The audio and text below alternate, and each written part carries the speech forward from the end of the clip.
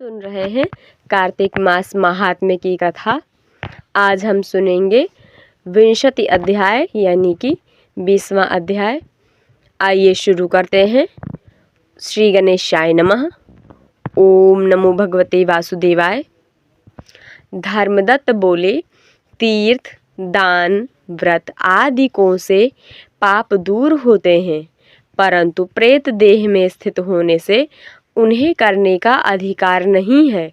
तेरी ग्लानि को देखकर मेरा मन खेदयुक्त हुआ।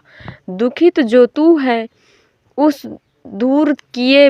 दूर किए बिना मेरा मन सुखी न होगा।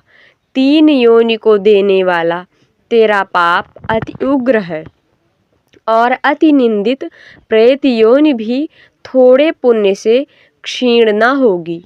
अतः जन्म से लेकर जो मैंने कार्तिक का व्रत किया है, उस पुण्य के आधे भाग से तू उत्तम गति को प्राप्त हो। यज्ञ, दान, तीर्थ, व्रत, इन सब का पुण्य कार्तिक व्रत के पुण्य की समानता को नहीं प्राप्त कर सकता है। नारद बोले, ऐसे कहकर जब तक धर्मदत्त द्वादशाक्षर मंत्र सुनाता हुआ ज्यों ही तुलसी दलों से मिले हुए जल को उस पर छिड़का, त्यों ही प्रेत योनि से छूटी हुई वह कलहा जलती हुई अग्नि की ज्वाला के समान दिव्य रूप धारण कर सुंदरता में लक्ष्मी के समान बन गई। उसके बाद वह ब्राह्मण को दंडवत प्रणाम करती हुई और हर्ष से गदगद वाणी हो वचन बोली। कलहा बोली, हे ब्राह्मण श्रेष्ठ, मैं तुम्हारे प्रसाद से नरक से छूटी। पापों के प्रवाह में डूबी हुई जो मैं, उसको आप निश्चय नौका हुए। नारद बोले, ऐसे उस ब्राह्मण से कहती हुई वह कलहा भास्कर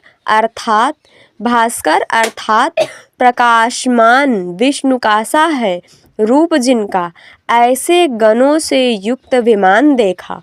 वह कलहा पुण्यशील और सुशील नामक विष्णु के द्वारपालों द्वारा श्रेष्ठ विमान में बैठाई गई। उस समय विमान को धर्मदत्त विस्मय सहित देखा और उन गणों को विष्णु का रूप देख दंडवत प्रणाम किया। पुण्यशील सुशील नामक 2 विष्णु के गण प्रणाम करते हुए ब्राह्मण को उठाकर उसकी प्रशंसा कर धर्मयुक्त वचन बोले। गण बोले, द्विज श्रेष्ठ, तुम बहुत अच्छे हो और विष्णु की भक्ति में सदा रत हो, दीनों पर दया करने वाले हो, धर्मज्ञ और सदा विष्णु के व्रत में तत्पर हो। बालकपन से आज तक तुमने जो उत्तम कार्तिक का व्रत किया है, उसका जो आधा फल है, उसके देने से ही इसका 100 जन्म का संचित पाप नाश को प्राप्त हुआ। इसका पूर्व जन्म का पाप तो स्नान ही से जाता रहा और हरि का जागरण आदि जो तुमने किया है, उसके फल से यह विमान प्राप्त हुआ है। हे साधु, नाना प्रकार के भोग से युक्त वैकुंठ को इसने प्राप्त किया है और दीपदान जो कार्तिक में तुमने किया है, उसके पुण्य से इसे यह तेज रूप प्राप्त हुआ है। और कार्तिक व्रत में किए हुए तुलसी आदि के पूजन से जो तुमने पुण्य किया है, उससे विष्णु के समीप जाने वाली हुई। और हे कृपानिधि, इस जन्म के अंत में स्त्रियों समेत तुम भी विष्णु लोक को जाओगे। विष्णु के वैकुंठ भवन में भगवान के समीप सारूप्य मुक्ति को प्राप्त करोगे। वे धन्य हैं और वे कृतकृत्य हैं तथा उन्हीं का जन्म सफल है जिन्होंने भक्ति से हे धर्मदत्त तुम्हारी भांति विष्णु पूजा किए हैं। भली भांति से पूजन किए गए विष्णु मनुष्य को कौन सा फल नहीं देते हैं। पहले उत्तानपाद का पुत्र ध्रुव निश्चय स्थान को प्राप्त किया। जिन भगवान के नाम के स्मरण से ही देही जो मनुष्य है उस सद्गति अर्थात उत्तम गति को प्राप्त होते हैं।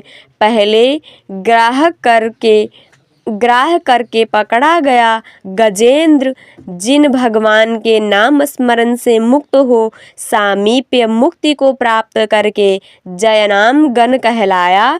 क्योंकि तुमने विष्णु का पूजन किया है, अतः तुम भी कई हजार वर्ष दोनों स्त्रियों समेत संसार में भोग करके उनकी समीप को प्राप्त करोगे। उसके बाद पुण्य जब क्षीण होगा तब पृथ्वी पर सूर्य वंश में उत्पन्न होकर प्रसिद्ध राजा होगा। दशरथ नाम होगा। वहाँ भी दोनों स्त्रियों से युक्त होंगे और तीसरी कलहा से भी युक्त होगा जो तुम्हारे आधे पुण्य की पाने वाली है। इसी जन्म में विष्णु पृथ्वी में तुम्हारी समीपता को प्राप्त होंगे। तुम्हारे पुत्र होकर देवताओं का कार्य करेंगे। विष्णु के प्रसन्न करने वाले इस कार्तिक के व्रत से ना तो यज्ञ ना दान और ना तीर्थ ही श्रेष्ठ है, अर्थात यह कार्तिक का व्रत सब यज्ञादिक से श्रेष्ठ है। हे विप्रेंद्र, तुम धन्य हो, तुमने यह भगवान का प्रसन्न करने वाला व्रत किया है। जिस व्रत के आधे भाग के फल को प्राप्त कर कलहा हमारे द्वारा मुरारी जो श्री भगवान हैं उनकी समीपता को प्राप्त कर लिया है। ओम तत्सत। बोलिए वासुदेव भगवान श्री कृष्ण की जय। बोलिए जय जय श्री लक्ष्मी नारायण। बोलिए जय जय श्री राधा कृष्ण। बोलिए श्यावर रामचंद्र की जय। उमापति महादेव की जय। वृंदावन कृष्णचंद्र की जय। अयोध्या राम लला की जय। बोलो बजरंग बली की जय। बोलो भाई सब संतन की जय। बोलो भाई सब भक्तन की जय। ओम नमः पार्वती पतये।